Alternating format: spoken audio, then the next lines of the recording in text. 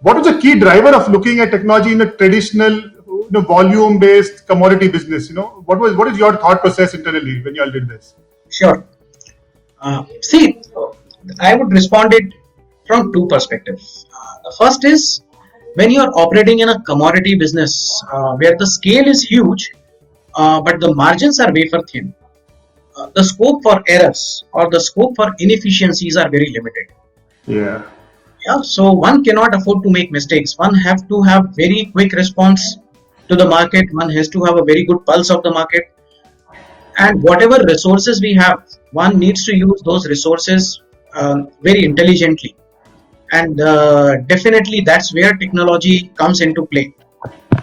And also the leadership at Emami Agrotech is pretty committed to technology. That is one thing which I have seen.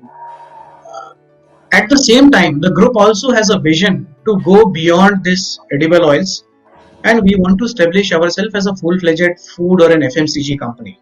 So despite being in this edible oil industry where we have the push and pull of commodity selling, we are trying to preserve and harness in a foods or an FMCG distribution network.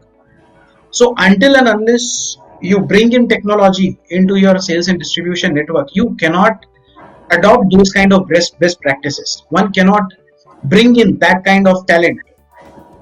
So technology has been helpful to us not only in terms of improving our operational efficiencies, leveraging our resources in a better manner, responding to market requirements more quickly, but also in distinguishing ourselves from other edible oil players and harnessing that core of becoming a foods company.